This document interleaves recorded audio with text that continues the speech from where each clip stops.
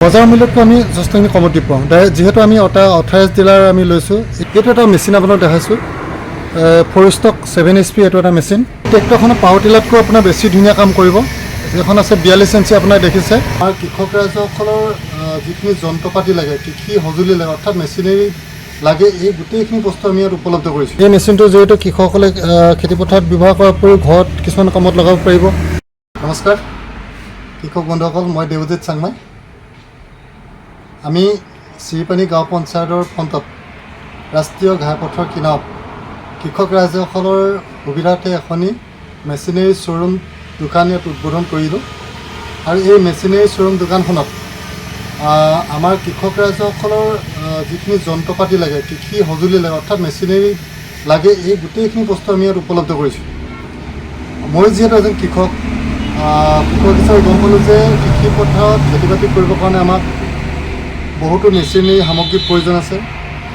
এই দোকানখনৰ জৰিয়তে কৃষক ৰাইজসকলক আমি কেনেধৰণে কম মূল্যত সামগ্ৰীবিলাক যোগান ধৰিব পাৰোঁ, যিটো সামগ্ৰী বজাৰতকৈ কম মূল্যত আমি দিব পাৰোঁ, ঠিক তেনেধৰণৰ কথা চিন্তা কৰি আমি এখনি কৃষি মেচিনেৰী দোকান ইয়াত উদ্বোধন কৰিলোঁ। প্ৰথমে আপোনাক দেখাইছোঁ, যিহেতু কৃষক ৰাইজক অতিকৈ এটা বস্তুৰ প্ৰয়োজন হৈ থাকে, পানী খুব খেতি কৰিবৰ কাৰণে আমাৰ পানীটো খুব প্ৰয়োজন হয়। এই পানী নহ'লে আমি খেতি কৰিব নোৱাৰোঁ, খেতিপথাৰত আমাৰ পানীটো প্ৰয়োজনেই। গতিকে এইটো এটা মেচিন আপোনাক দেখাইছোঁ, ফৰেষ্টক 7 HP এইটো এটা মেচিন। এই মেচিনটোৰ জৰিয়তে পানী আমি খেতিপথাৰলৈ লৈ যাব পাৰোঁ, আমি বৰিঙৰ জৰিয়তে পানী উঠাব পাৰোঁ। এই মেচিনটোৰ মূল্য বেছি নহয়, বজাৰৰ মূল্যতকৈ আমি অনলাইনৰ মূল্যতকৈ আমি যথেষ্টখিনি কমত দিব পাৰোঁ।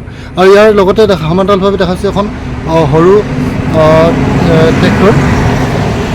এই ট্ৰেক্টৰখনে পাৱাৰ টিলাৰতকৈ আপোনাৰ বেছি ধুনীয়া কাম কৰিব। এইখন আছে 42 ইঞ্চি আপোনাৰ দেখিছে।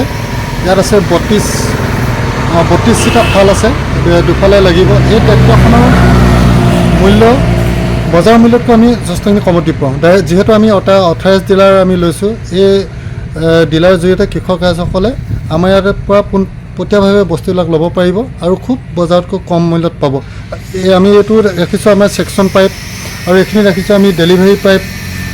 আৰু এইখন আপোনাৰ ট্ৰেক্টৰ দেখাইছোঁ, এনেকৈ এইবিলাক আমাৰ ট্ৰেক্টৰ উপলব্ধ আছে। আৰু এইটো এটা সৰু মেচিন দেখাইছোঁ, যিটো এইটো 1 ইঞ্চি মেচিন। এই মেচিনটোৰ জৰিয়তে কৃষকসকলে খেতিপথাৰত ব্যৱহাৰ কৰাৰ উপৰিও ঘৰত কিছুমান কামত লগাব পাৰিব। আৰু এটা মেচিন দেখাইছোঁ আপোনাৰ এই মেচিনটোৰ জৰিয়তে আমাৰ কৃষক ৰাইজে কি কৰিব পাৰিব, পথাৰত স্প্ৰে কৰিব পাৰিব।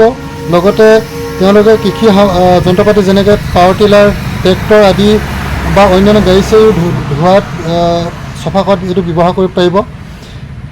আৰু আমাৰ কৃষক ৰাইজৰ অতিকৈ প্ৰয়োজন এটা বস্তু আছে, এটা স্প্ৰে মেচিন, যিটো স্প্ৰে মেচিন নহ'লে আমি কোনোপধ্যে খেতি কৰিবই নোৱাৰোঁ।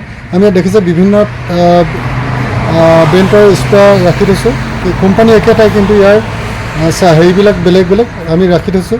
এই স্প্ৰেটো যদি বজাৰৰ পৰা যদি কিনিবলৈ যোৱা যায় 5,000 টকাৰ মূল্য আছে বজাৰত। আমি এই স্প্ৰেটো আমাৰ এই শ্ব'ৰুমটোত মাত্ৰ দিছোঁ 2500মান টকাত আপোনাৰ যোগান ধৰিব পাৰিম। আমি এনেকুৱা ধৰণে বহুতখিনি স্প্ৰে ৰাখিছোঁ। আৰু এটা স্প্ৰে ৰাখিছোঁ, এইটো পাৱাৰ স্প্ৰে। এইটো দেখিছে পাৱাৰ স্প্ৰে। আমি খেতি বাতিত এইটো ব্যৱহাৰ কৰাৰ উপৰিও চাহ বাগানত ব্যৱহাৰ কৰিব পাৰোঁ। আমি যদি কেতিয়াবা কাঠ কাটিবলগীয়া হয় বা এইটো এটা মেচিন, আমি কাঠ কটা মেচিন এটা ৰাখিছোঁ। আৰু কৃষক ৰাইজক অতিকৈ এটা প্ৰয়োজনীয় সামগ্ৰী হৈছে বন কটা মেচিন, যিহেতু খেতিপথাৰখনত বনে আমাক আমনি কৰে। গতিকে এনেকুৱা এটা মেচিন যদি আমি লৈ লওঁ, তেতিয়াহ'লে আমি কৃষি পথাৰখনত যথেষ্টখিনি লাভান্বিত হ'ম।